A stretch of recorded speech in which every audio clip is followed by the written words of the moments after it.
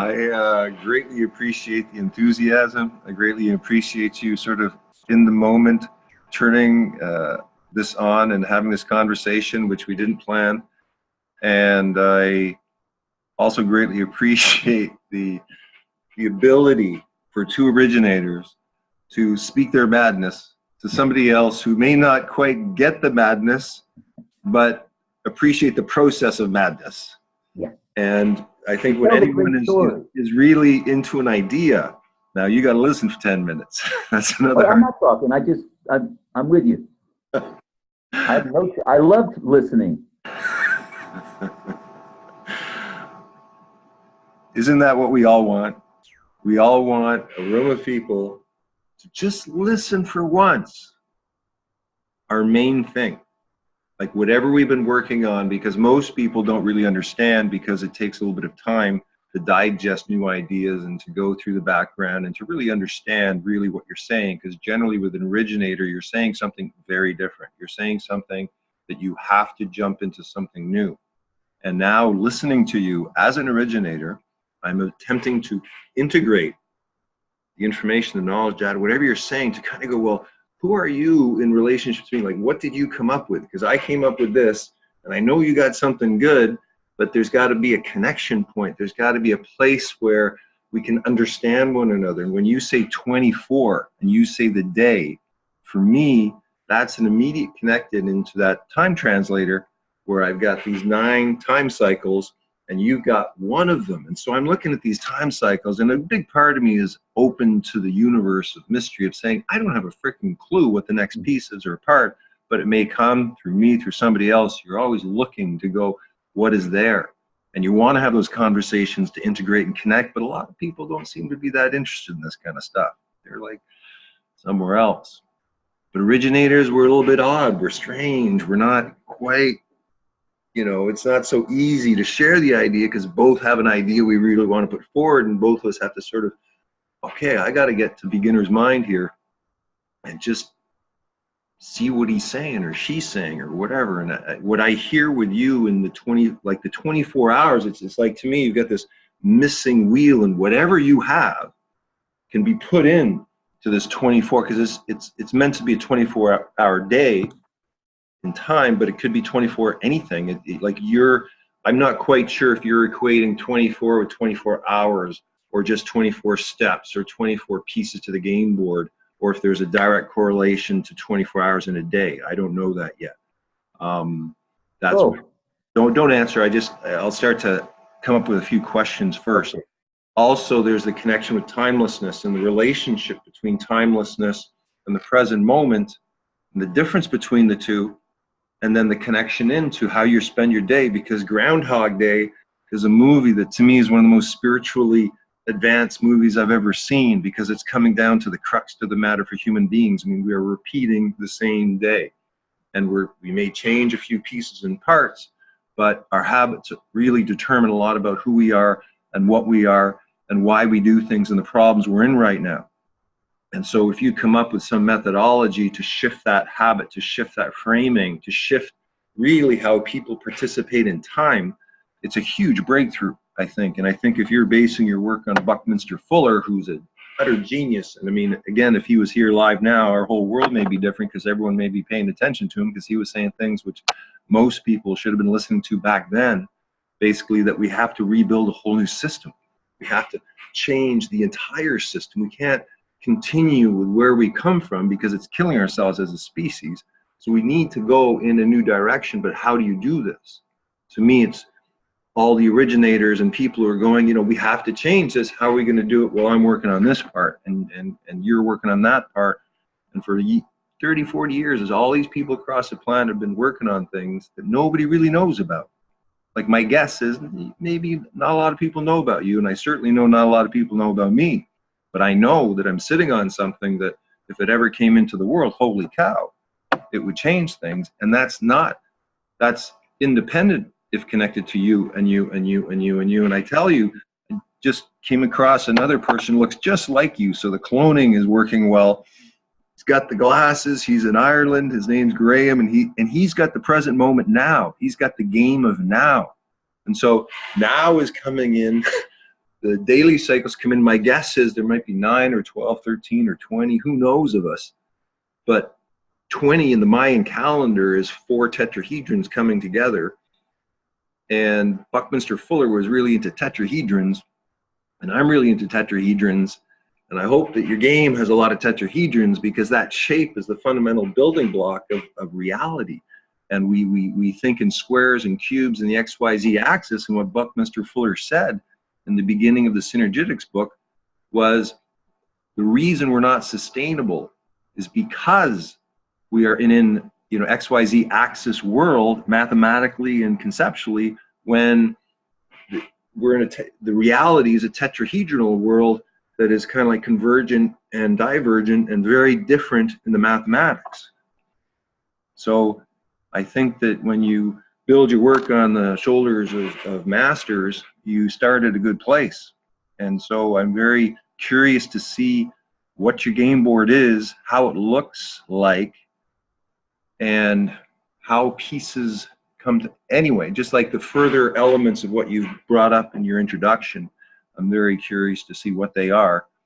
And I don't know if that's 10 minutes, but that's Can I say one? Yeah. On what you're saying, I sent you the diagram of the yin yang with the time zones. Okay. That is the game board. It's a shell. I have a story. Would you put it up here right now? Because if you look down below, there's a thing that says share screen. Just as you move your mouse to the bottom center. I'd have to go back to wherever I sent it to you, to Messenger, and pull it back. Okay, hold on. Is it in your file system, or? Well, I got to get a new computer. This is an old Apple that I had. Anyway, by way of example, when you say, "I hope your game has tetrahedron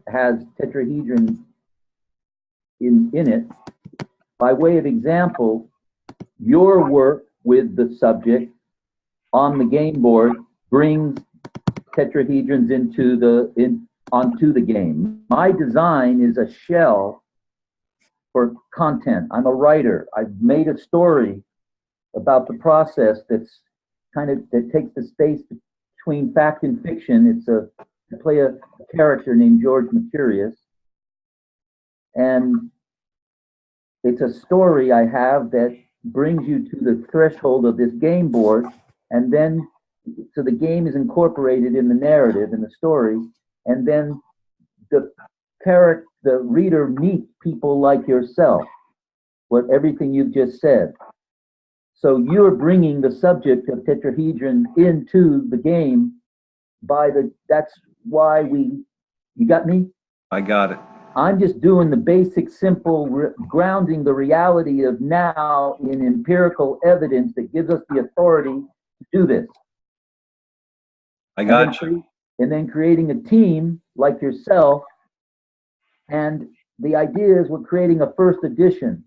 Next year, I'm working with a local high school. I want young people to take on this thing and use the library contents and create the next edition. It's a perennial shell, if you will. Not a shell game. It's a frame. And I'm casting, in a sense, the content makers. So it's a sampling. I called it a farmer's market in a way that here I am. I'm creating this free space on a Saturday afternoon, and you and him and she all come together and show your goods and services. So a tool like this, where we could put 5-10 people in here, is perfect to continue the game or to bring a whole new world to it. Exactly. So I don't need to say much to you. I just needed you to get what this game board does. And sorry. I've got it someplace here, and I just need to find it. So I'll send it back to you anyway. But we're not losing time because I'm going to send you this. Can I just put it on the screen? Okay. If you put it on your screen, if you just bring it up on your computer and then press the share screen button. Oh. at the bottom of our screen. The Okay, little so it's green. on my screen. Oh, and then press the share. I got you. Okay, okay. This will be, I have to get the press button in view in order to do that. Where's the press button? I just got, okay, okay. Record, no. It says share screen. Oh, got it. Okay, then. So press that. And then you should be able to go through your file folder system, or it should just, it goes to your screen, right? Can you see it now? Yep, there we go.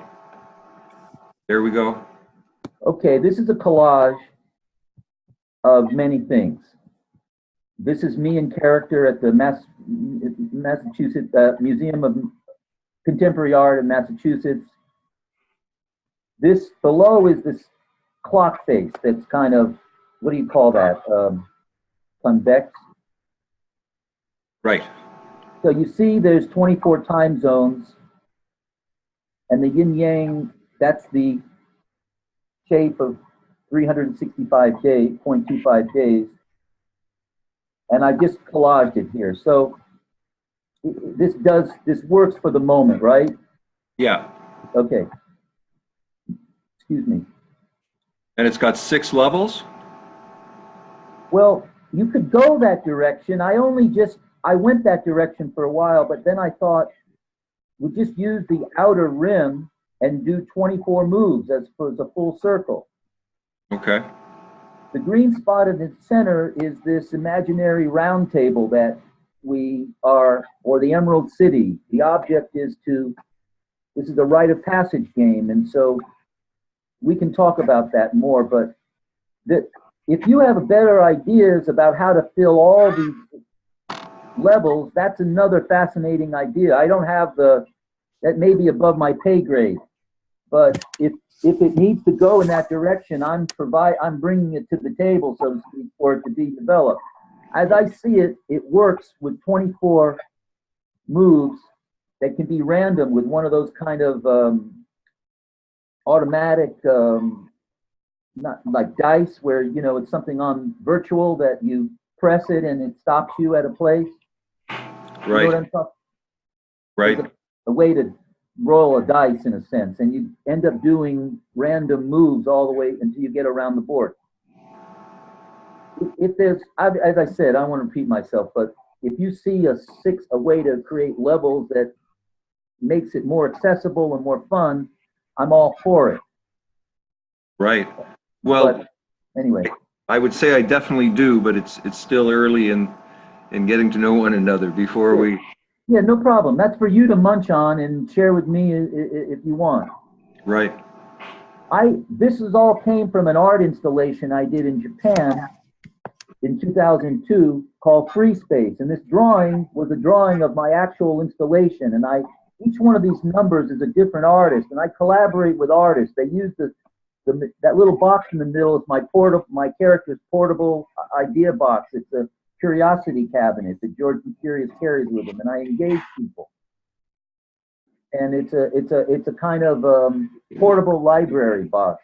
And all these objects, this is a way into free space. So each of these numbers is a different artist and their object that they made. And this is a way for people to enter this whole realm through choosing a number and going to that artist's utopia, just like I spoke of with you applying it to this game in your work. So this is like the original 20 or whatever, there are 19 artists that got involved in the Free Space project. So could I just ask you, if we were playing the game and using those specific objects, could you put like each step might be linked to one of those objects? And so if you roll the dice and then you go on the game, you go in the space and then you pick up one of the objects and do something kind of that might be the theme for the game. Is that kind of what you're saying? I'm just saying that this is a prototype of what we're talking about now. This was in 2002. The concept of the architecture of it is each artist creates a product. Now, some of those things could be for sale in the library gift shop. We can get to that. But each artist, it's to each artist utopia, each artist studio that explains the object and what else, ever else that artist wants to share with the work they're doing now, etc. So if you transpose that to what I said earlier about here's the game board and there's 24 moves, those 19 could be in the first 24 moves, but I see them more in one move. I have a move on the board, and this will be my move, just like you'll have a move on the board. Okay. And so when they come into my move, they can go into all these other moves too. But I don't see this taking over the board. I think the board could be much better served by bringing people like yourself. I know Graham, by the way, in the Game of Now. I've known him for a while. He's another one of the board players. Gotcha. And each of you have a time zone, basically, where we enter your game and sample your game. I'm just showing you the humble origins of this whole thing, kind of pre-digital. And my game will be incorporated in this story, and I'll have one of those moves. And you come into my story, my timeline. And each, also, that's the other thing I want to say, each of us will have a timeline of development that left us the critical path. So your timeline is going to be a narrative of your progress over the last however long, and and Fuller left the architecture to that called the critical path, if you don't know it. At the back of the book is his personal timeline to 1984-3 when he died, and the collective timeline of human progress as he went back to, fire, and it reads narratively for about 40 pages. And the idea of this library is to continue that timeline from 1984 to now to the future. So I'm creating a traveling art installation that transposes that book from little pages to full-size freestanding screen, like a monolith that people can walk through and read and follow the evolution of through the science, through breakthroughs in science, etc. And there's a suggestion box for the library that people will make suggestions. What belongs in 1984, 1985, 1986, 1987, and that brings this timeline up to now. And the idea is to make the commitment that it continues. The concept is in 3 words: from now on. So it's an ongoing, never-ending. As long as human civilization is here, we're celebrating human advancement, and art. Through art, all things are possible. That's my kind of claim. So that's what we're doing. I went off, but hopefully I covered the books that get us in the game. Several of them Fuller wrote, but it's not just about Fuller. It's a library that houses all kinds of books. It started with Fuller for me and Campbell, but it grew into something much more, into a library. And so this is a library game, a parlor game kind of thing. Okay, I'm going to stop talking there. Okay, how about you stop sharing and I'll share, and then add on to what you came up with.